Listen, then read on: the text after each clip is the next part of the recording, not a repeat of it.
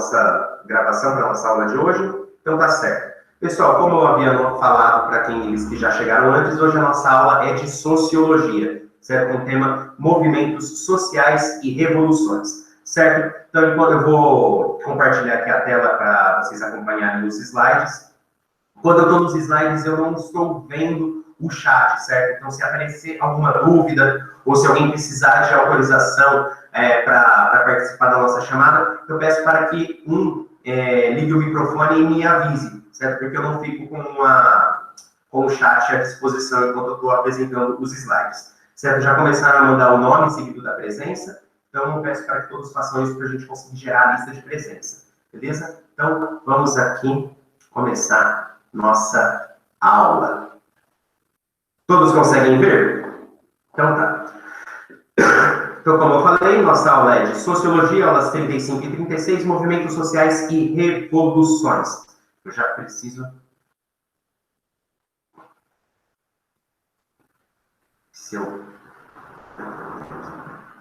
Certo. Então tá, Movimentos Sociais e Revoluções. Quando eu dou essa paradinha, gente, é porque eu estou voltando para o chat, para a nossa transmissão, para conseguir autorizar a participação de todos. Então, beleza. Movimentos sociais e revolução. Certo? Os objetivos dessa aula são proporcionar a vocês, alunos, as noções que diferenciem e classifiquem os movimentos sociais na sociedade. A gente vai ver as definições de alguns movimentos, como distingui-los a partir dos nossos slides e também no material de vocês. Todo o conteúdo que é apresentado nos slides eu tiro diretamente do caderno, certo? É que eu acho que fica mais fácil de apresentar dessa forma, certo? Então, outros objetivos, identificar os princípios fundamentais do positivismo de Augusto Comte, que é o fundador do positivismo e também da sociologia, quando a terminologia dela era física social, certo? E comparar criticamente a concepção positivista de evolução social com a concepção marxista de revolução. A gente vai ver que essas duas aqui, elas se diferenciam. Concepção positivista de evolução social e a concepção marxista de revolução. Deixa eu autorizar essa pessoa. Aqui. Então, vamos lá. Então, cada um de vocês inicia essa aula com essas seguintes afirmações. Certo? Essa aqui é do Roberto Campos, no seu livro A Lanterna na Roupa. Quem não é socialista aos 20 anos não tem coração. E quem assim permanece aos 40 não tem imaginação. Aí tem uma outra frase do ex-chanceler da Alemanha, William Brandt. Acho que eu tenho que autorizar. Esse é o problema. O ex-chanceler da Alemanha, William Brandt, quem aos 20 anos não é comunista, não tem coração. É bem semelhante à frase anterior. E quem assim permanece aos 40 anos, não tem inteligência, certo? Então, essas duas frases aqui apresentadas, elas tratam do comunismo, essas versões aqui do comunismo, de forma um pouco negativa, certo? De maneira contrária, temos a outra frase aqui do Victor Hugo, no seu livro Miscelânea de Literatura e Filosofia.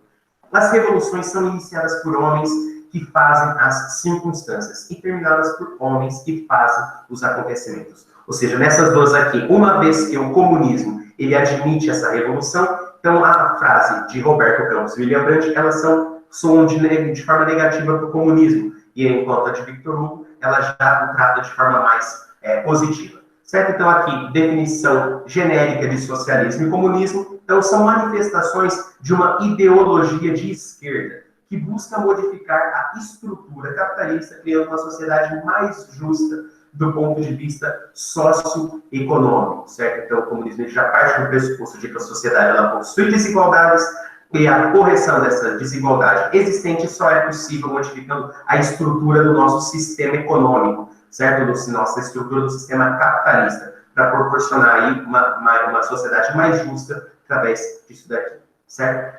Acreditam que a melhor maneira de chegar ao poder é pela via revolucionária, certo? Então, desde já, nós percebemos que o comunismo e o socialismo, eles são partidários e defensores da via revolucionária para a conquista do poder, certo? Então, o material também traz essa imagem aqui do artista Alexandre Serot, certo? Os trabalhadores despertarem, certo? Essa frase aqui, tem uma parecida presente no Manifesto do Partido Comunista de Marx e de Engels, que é Trabalhadores do Mundo Unidos, certo? Onde você teria aí uma chamada para que o proletário, todos os trabalhadores, eles se organizassem para reivindicar a sociedade mais justa que eles desejam, certo? Nesse quadro aqui desse artista, a gente percebe aqui a união desses trabalhadores, certo? Aqui a bandeira vermelha sendo levantada e, inclusive, aqui uma menção à possibilidade do uso da violência, com esse trabalhador tentando pegar a pedra, certo? Para atacar em quem? Na classe burguesa, certo? Naqueles que são os detentores dos meios de produção.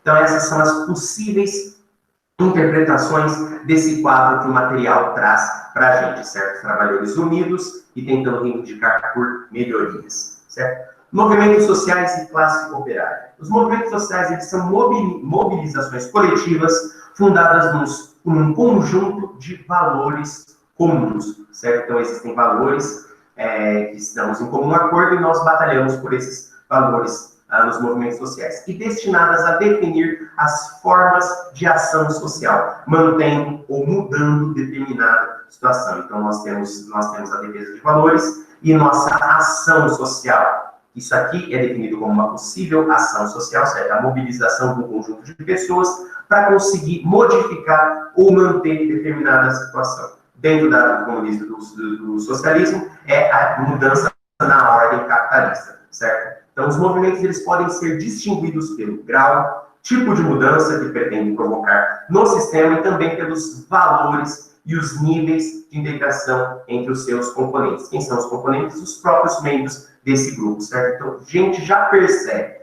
desde aqui, que os movimentos sociais, eles não são definidos todos da mesma forma, certo? Eles são distinguidos por esses elementos aqui, grau, mudança no sistema, os valores e a união dessa própria classe. Bom, temos aqui a frase desses dois outros autores, Ortega e Gassetti, sobre os movimentos revolucionários, que também vão ao encontro daquelas primeiras frases do nosso primeiro slide, também apresentado no material de vocês, onde apresenta a posição, a interpretação contrária às manifestações populares, certo? Então, aqui as frases de Ortega e Gassetti sobre os movimentos revolucionários. Eles definem como uma irrupção das massas, numa manifestação de irracionalidade e um perigoso rompimento da ordem vigente, certo? Então, a gente já percebe com esse autor aqui, que ele já encara a manifestação popular, as revoluções, de forma negativa, certo? É uma manifestação de irracionalidade, certo? Então, eles já são partidários dos conservadores, de como funciona a sociologia no início, que encara as manifestações como uma anomalia, como as manifestações como fossem um problema que não deveria acontecer, certo? De maneira contrária, Marx, Weber e Émile Durkheim, trata-se de um modo peculiar de ação social para a transição de tipos de solidariedade tradicionais para outras mais complexas. Ou seja, existe já um tipo de relação existente na sociedade e quando acontece esse tipo de manifestação, esse tipo de evolução, esses movimentos, então elas tendem a transformar essas relações existentes na sociedade em outras formas mais complexas, certo? Às vezes culminando numa explosão revolucionária, certo? Os estudos dos movimentos sociais, eles revelam que os agentes mobilizadores, quem são esses agentes mobilizadores? Os líderes, aqueles que mobilizam os grupos para reivindicar e para tomar posse de algum movimento social, certo? Os agentes mobilizadores, eles não costumam ser os marginalizados e excluídos, ou seja, aquela galera mais pobre, a galera que é excluída desse sistema, que está fora desse sistema, dessa estrutura capitalista. Aqueles que mobilizam os movimentos, eles estão dentro do sistema e percebem como ele funciona, certo? Então, eles são líderes cujas características são as seguintes. Eles possuem alguma experiência em participação e conhecimento de luta, certo? Eles têm recursos de organização que provêm de vínculos comunitários ou associativos, ou seja, eles já possuem grupos onde eles já trocam ideia a respeito das reivindicações que precisam ser feitas, certo? Eles têm a possibilidade de usar redes de comunicação para fazer circular palavras de ordem. O que significa? Como se você tivesse acesso a determinadas redes vamos pegar o exemplo aí do uso da tecnologia. Hoje você tem o seu network, as pessoas onde você transmite determinadas ordens, e essas ordens elas conseguem alcançar outros setores da sociedade, certo? Então, é isso que é palavras de ordem. Certo? E também tem o domínio de interesses comuns no grupo social. Então, essas são as qualidades, principalmente esse daqui. Por quê? Porque esse líder, ele conhece os interesses desse grupo que ele está tentando defender. E ele consegue fazer essas palavras circularem, ele tem já o grupo já articulado para conseguir fazer essas reivindicações e tem conhecimento de como é mais vantajoso ou como é mais satisfatório fazer essa luta acontecer. Existem tipos de mobilizações. Existem os movimentos reivindicativos que pretendem impor mudanças nas normas, certo? Nas funções e nos processos de destinação de recursos na sociedade, ou seja, são aqueles que reivindicam alguma coisa. Tem as mobilizações dos movimentos políticos que se reúnem para influir nas modalidades de acesso aos canais de participação política. Aqui a gente já consegue definir de forma muito mais clara que são os partidos políticos, certo? Os movimentos políticos que se organizam para conseguir fazer aí as suas reivindicações. E os movimentos de classe. Isso daqui é o que o material dedica maior importância, que pode chegar a subverter a ordem social e transformar o modo de produção e as relações de classe. Por que esse daqui é o mais importante? Porque na sociologia nós temos essa complexidade das definições das classes. Uma vez que existe a diferença entre as classes numa sociedade, cada classe vai fazer sua reivindicação a respeito dos interesses que ela defende, certo? Dependendo da mobilização, da articulação e da união dessa classe, eles conseguem subverter a ordem social, ou seja, eles conseguem promover as mudanças. E dependendo dessas mudanças, elas modificam aí os modos de produção e as relações entre as próprias classes existentes, certo?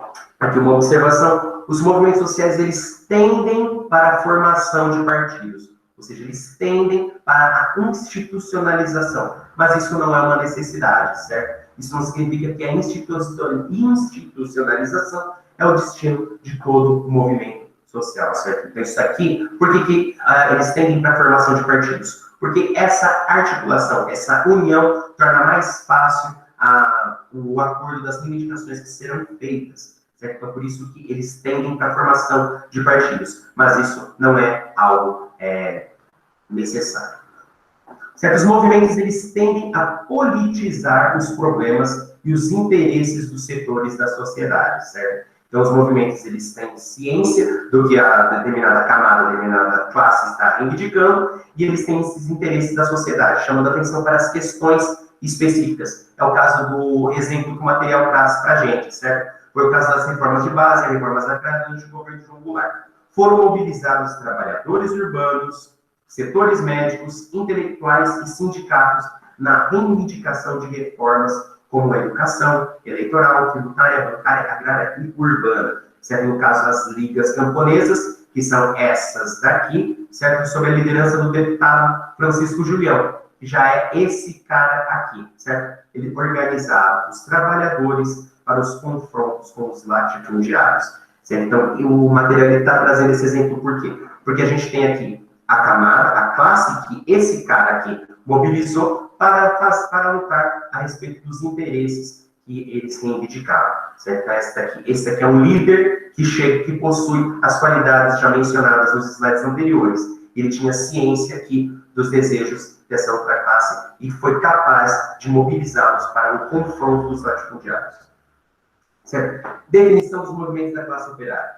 Então, aqui, eu tirei essa parte aqui exatamente do livro de vocês. É o conjunto dos fatos políticos e organizacionais relacionados com a vida política, ideológica e social da classe operária, ou mais em geral, do mundo do trabalho. Tem como primeira condição subsistência de um proletariado industrial, então, um conjunto de homens, aqui é encarado como ser humano, viu, gente? Não são só homens do sexo masculino, certo? Que baseiam sua existência econômica no trabalho assalariado, ou seja, eu defino a minha existência econômica, existência financeira, através da troca que eu faço com o meu trabalho a partir do dinheiro, certo? Estando privado da posse dos meios de produção, em oposição aos quais se encontram os detentores desses meios, isto é, o capital. Então, para definir essa definição desse movimento da classe operária, ela pressupõe o proletariado que vem de sua força e aqueles que detêm o capital, os meios de produção, que vai pagar pela força que eu tenho a oferecer.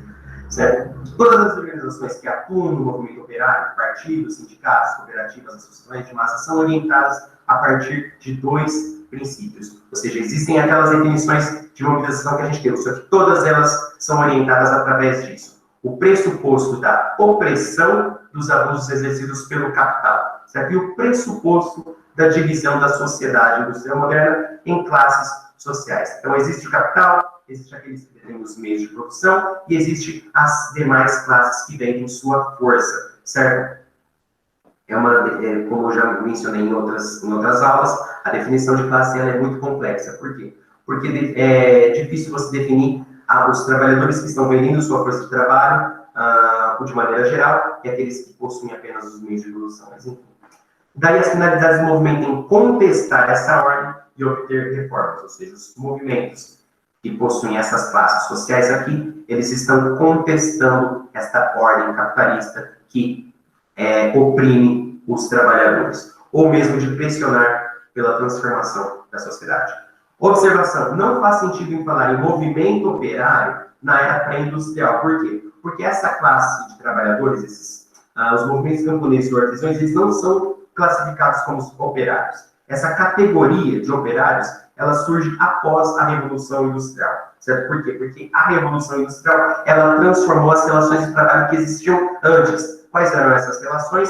Entre artesãos e aprendizes. Com a Revolução Industrial, a gente vai ter os donos da indústria, que possuem os meios de produção e que vão contratar esses operários, certo? E esses operários que recebem pouco, eles não tinham acesso, eles não tinham valorização dos seus salários, por isso que existiam os meios, os donos desses meios de produção que ficavam com todo o lucro. E essa é a crítica de Marx, mais precisamente. Os movimentos operários, eles buscaram soluções alternativas à ordem capitalista, elaborando doutrinas de vários tipos. Umas reformistas e outras revolucionárias. Mas, em geral, eles criticam essa gestão privada da economia. Aqui eu coloquei um asterístico. Por que gestão privada? Porque está se referindo àqueles que possuem os meios de produção, certo? Então, dentro da mentalidade socialista e comunista, não existiria o meio privado, os meios de produção. Os objetos particulares, a posse dos objetos de propriedade privada particular, essa daqui o socialismo e o comunismo eles nunca criticaram. É os meios de produção que criticaram na mentalidade socialista e comunista, certo? Então, o crescimento do número de operários levou à percepção de que a luta de classes ela é essencialmente política. Por quê? Porque existe um número de operários que apenas cresce, certo? Só que a miséria deles cresce da mesma forma. Enquanto os detentores do meio de produção, que ficam com o lucro, essa classe ela concentra essa renda, certo? Então, por isso que esse problema ele é essencialmente político. As divisões ideológicas e partidárias impediram o sucesso da Primeira Internacional, assim como das que sucederam, de maneira que não se formou um movimento social orgânico. Então, nós tivemos as tentativas aí dos regimes socialistas comunistas, só que eles não deram certo por causa da divisão, por causa das brigas internas entre esses próprios movimentos e entre as ameaças também dos outros regimes que atacavam as tentativas do socialismo comunista.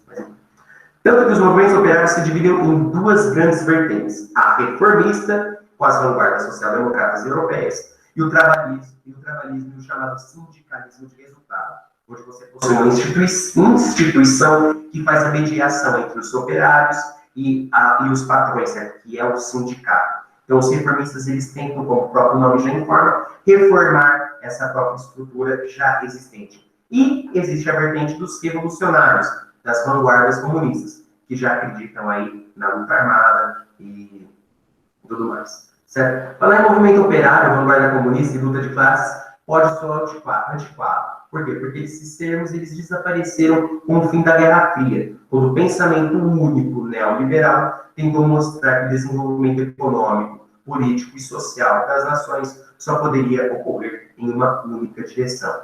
certo? Então, existe aqui a diferença entre o pensamento socialista e comunista e o pensamento neoliberal. O neoliberal que já tem já joga luz para um movimento mais de direita e os pensamentos mais de esquerda, onde eles tentam abalar essa ordem, essa estrutura econômica, certo? Tentando trazer um movimento mais socioeconomicamente mais justo.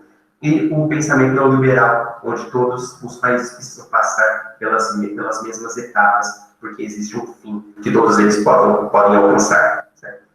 No entanto, mesmo com a revolução tecnológica, a automatização da produção industrial, desmobilização ideológica das esquerdas, as condições de vida e os problemas essenciais da maioria dos trabalhadores não mudaram, ao contrário, têm se agravado com a combinação dos novos e velhos modos de exploração do trabalho, certo? Então, se existem críticas para os regimes socialistas e comunistas, também existem críticas para os regimes neoliberais. Por quê? Porque os problemas do proletário, os problemas dos trabalhadores e todos aqueles desse tipo, eles continuam, se não pioraram, certo? Porque combinam as novas formas com as velhas formas de exploração do trabalho. E a gente pode citar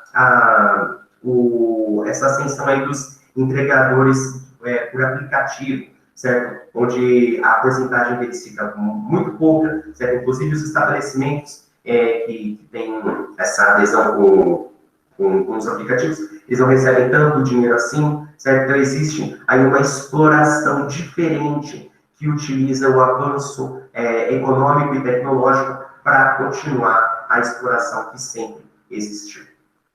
Revoluções, mudanças e positivismo. Certa mudança ela faz parte da história da humanidade, porém, algumas fazem as sociedades mudarem drasticamente de rumo. Essas mudanças drásticas são chamadas de revoluções. Positivistas do século XIX, os adeptos da social-democracia do século XX, afirmam que o tempo das revoluções violentas já passou. As transformações inevitáveis, olha só, inevitáveis da vida social continuarão, mas de maneira civilizada. E será possível a humanidade superar seus grandes problemas de modo pacífico e gradativo, certo? Então, os positivistas, eles já são partidários, eles são defensores, eles são contra os movimentos revolucionários, certo? Porque é possível superar todas essas etapas de maneira civilizada. De maneira inversa, os marxistas, eles vêm aberto o caminho das rupturas drásticas, até que uns deixem de se explorar por os outros, o que para o Marx significaria a humanidade saindo da sua pré-história, certo? Marx, a crítica dele ao modelo capitalista se concentra como se fosse um sistema econômico arcaico, onde a sociedade ela precisa estar explorando em um regime tão antigo, e quando isso for superado, a humanidade finalmente vai ter saído da sua pré-história. Século XIX, o contexto do século XIX cobrava resultados práticos da nova ciência da sociedade. Por que cobrava resultados práticos? Porque o contexto estava imerso em crises econômicas, lutas de classes, e a burguesia enfrentava a anarquia política. Certo? Assim, havia a crença de que a nova ciência poderia reorganizar as dinâmicas sociais, possuindo uma finalidade imediata. Aqui eu vou frisar esse ponto. Reorganizar as dinâmicas sociais. A sociologia, quando ela surge, ela vai ser defensora de um tipo de modelo de pensamento onde a sociedade ela precisava ser organizada. Por quê? Porque a sociologia ela ainda possui a herança do pensamento neoliberal, onde só existe uma direção para se conseguir evoluir. Certo? A sociologia, ela tem, quando ela surge, ela possui uma forte mentalidade conservadora. E essa mentalidade conservadora ela é encontrada aqui no Auguste Comte, certo? Que é o fundador do positivismo. Ele acreditava que a sociologia deveria orientar-se no sentido de conhecer e estabelecer as leis imutáveis da vida social. Ou seja, a sociologia ela tem que procurar entender a sociedade, sem qualquer consideração crítica ou discussão sobre a realidade existente, sobre a realidade que ela analisa, deixando de lado, por exemplo, questões como igualdade, justiça e liberdade e outras. Certo? Então, olha como que a sociologia nasce. Ela nasce sem essa pretensão de justiça social ou justiça socioeconômica. Certo? Tá aqui a frase dele. Entendo por física social a ciência que tem por objeto próprio o estudo dos fenômenos sociais, segundo o mesmo espírito com que são considerados os fenômenos astronômicos, físicos, químicos e fisiológicos, isto é, submetidos às leis invariáveis, cuja descoberta é o objetivo de suas pesquisas. Os resultados de suas pesquisas tornam-se um ponto de partida positivo dos trabalhadores dos trabalhos do homem de Estado, que só tem, por assim dizer, como objetivo real, descobrir e instituir as formas práticas correspondentes a esses dados fundamentais, a fim de evitar, ou pelo menos mitigar, quando possível, as crises mais ou menos graves que um movimento espontâneo determina, quando não foi previsto. Numa palavra, a ciência conduz à previdência, e a previdência permite regular a ação. Essa última frase aqui mostra o quão quão controladoras são as pretensões da física social, tal como ela é defendida pelo Comte, certo? Então, ele pretendia utilizar essa ciência para analisar os fenômenos sociais de uma maneira fria e imparcial, como os fenômenos astronômicos, físicos, químicos e fisiológicos são examinados, certo? O analista, aquele que pesquisa a sociedade, ele não poderia se envolver com os fenômenos que ele estuda, certo? Por isso que ele precisaria deixar de lado as questões como liberdade e justiça, certo? Então, a ciência, ela seria necessária para regular essa ação, tal como a física social que Comte defendia. Isso aqui é o Comte, ó. Ó que gatão. Certo? Então, Comte via a Europa mergulhada no caos social e rejeitava as ideias religiosas, certo? Como adequadas para orientar a conduta das pessoas e a reorganização da sociedade. Ele chamava os iluministas de doutores em guilhotina. Por que doutores em guilhotina? Guilhotina, elas arrancavam a cabeça, certo? Então, elas acabavam com a razão. Cujas ideias Comte considerava o veneno da desintegração social. Então, com a sua política, a sua filosofia crítica dos iluministas, o Comte ele defendia que isso promovia a desintegração social, não fazia a união acontecer, por causa dessa mentalidade destrutiva que a filosofia e as outras ciências que os iluministas pregavam na época. Certo? A gente já percebe aí a crítica ao pensamento de certa forma, libertador ou crítico, que Comte já destacava. Para ele, o positivismo substituiria as concepções teológicas, ou seja, religiosas e metafísicas, ou seja, as considerações filosóficas a respeito da realidade. Para atingir coesão e o equilíbrio da sociedade, isso é perigosíssimo.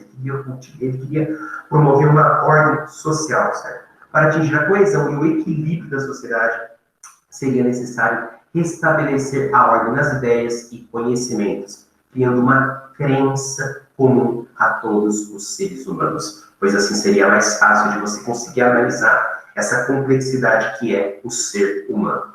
Desse modo, a filosofia ela seria reduzida à mera disciplina auxiliar das ciências, com a função de refletir sobre os métodos e os resultados alcançados por ela. Certo? Então, existe a física social, que deve analisar a sociedade, e ela tem os seus métodos próprios. E cabe à filosofia questionar os métodos que ela iria utilizar.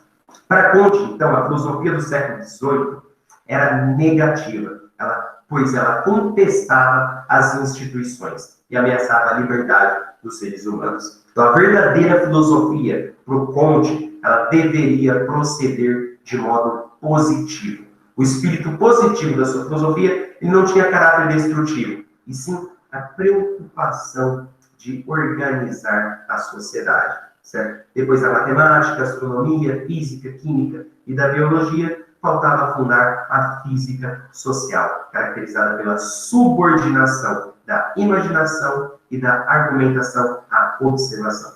Então, existe a física social, existe aí a sociologia, e a imaginação está subordinada a esse tipo de ciência, certo? E tudo está subordinado à argumentação e à observação, de tal forma que o analista ele não se envolve. certo? O positivismo, ele reconciliação da ordem com o progresso. Por quê? Porque para o Comte, os conservadores eles priorizam a ordem e os revolucionários valorizam o progresso. Para o Comte, a ordem é o ponto de partida para a construção da nova sociedade. Aqui, quem que se lembrou dos escritos da nossa bandeira, ordem e progresso, ela tem aí raiz positivista, certo? Uma vez que esta frase, ela remete ao Comte, certo? Durkheim ele foi influenciado pelo pensamento positivista e ele mostrava preocupação com a ordem social, certo? Se a gente pode definir o Comte como conservador, Durkheim também ele não está muito longe desse conservadorismo que a sociologia nasce, que a sociologia traz, né, com o seu surgimento, porque ele também estava preocupado com essa ordem social. Durkheim ele discordava das teses socialistas. Olha só que interessante. Ele é um estudioso da sociologia, uma disciplina encarada muitas vezes como disciplina de esquerda, só que ele discordava das teses socialistas. Certo? Ele criticava principalmente a formulação das origens econômicas das crises. Certo? Os marxistas, as ideologias de esquerda, elas analisam aí a desigualdade e os problemas sociais através da perspectiva econômica. Para o Durkheim não é bem assim que funciona. Essas crises, esses problemas, eles são resultado da fragilidade da moral. Ou seja, deveria ser resgatada essa moralidade para fazer as pessoas estabelecerem e se unirem novamente para evitar os problemas revolucionários, certo? Para garantir esta ordem, certo? Que orientava os indivíduos. Sociedade e revolução. Um minutinho, pessoal. Temos 21, 9, 16. Nossa aula vai até às 9h20. Certo? Deixa eu ver. Provavelmente nós não vamos conseguir terminar hoje, viu, pessoal? Vocês têm aula? Logo após. Deixa eu voltar aqui para a apresentação. Bom, eu vou continuar aqui, até dar o nosso horário. Sociedade e revolução. Existem vários empregos do termo revolução, certo? No plano social e político, define-se revolução como um processo caracterizado pelo emprego ou não da violência, de forças sociais organizadas em confronto com as autoridades políticas constituídas, com o objetivo de tomar o poder, derrubá-las e substituí-las, certo? Visando mudança nas relações políticas, no ordenamento jurídico, constitucional, na esfera socioeconômica e na vida cultural da sociedade, certo? Então, revolução, ela remete a tudo isso daqui. Emprego ou não da violência, forças sociais organizadas e confronto com autoridades, certo? Rebeliões ou revoltas, chamadas de revolução, não possuem motivações ideológicas e não pretendem a subversão total da ordem constituída. Certo? Por isso que rebeliões e revoltas, eles não podem ser caracterizados como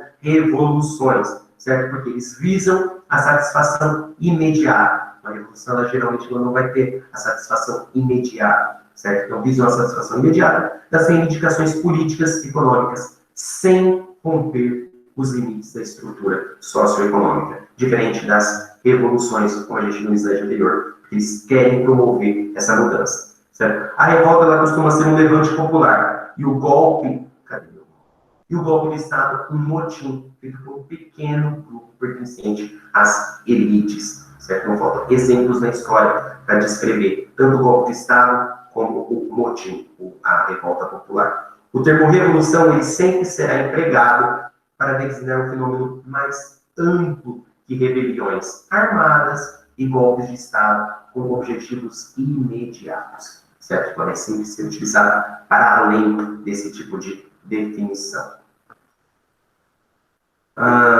Pessoal, nossa aula vai até às 9h20. Eu não vou correr com esse conteúdo, certo? Falta 2 minutinhos aí para nossa aula terminar. Eu vou interromper a explicação nesse slide aqui, certo? Então, eu retomo a explicação dessa aula na quinta-feira com vocês, a partir desse slide aqui que eu parei. Faço uma breve retrospectiva do que foi apresentado e a gente finaliza essa aula. Dependendo do tempo, já fica aí a correção dos exercícios, a depender do tempo da apresentação. nossa aula de quinta. Como eu estou finalizando agora, há alguma dúvida? Vocês gostariam de perguntar a respeito? Aproveitem. Não. Tá certo, João Pedro. Bom, pessoal, uma vez que não foi finalizado o conteúdo também, fica difícil de vocês trazerem aí as dúvidas que porventura possam possuir. Então, na quinta-feira a gente finaliza esse conteúdo, vocês tragam as possíveis dúvidas que vocês possam ter, e a partir de quinta eu libero os exercícios no plural para vocês poderem realizar, certo? Agradeço aí a participação de todos e até quinta-feira, ok? Tchau, tchau e tudo de bom.